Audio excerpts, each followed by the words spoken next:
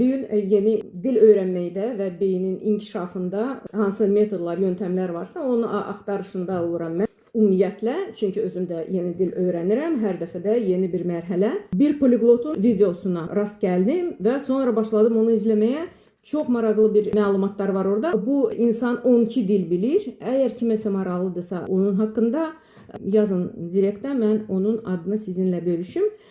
İnsan 12 dil bilir. Yəni bu işin içindədir. Daha gözəl işləyən yöntəmləri o bilir. Birincisi dedi, sözləri ayrıca yox.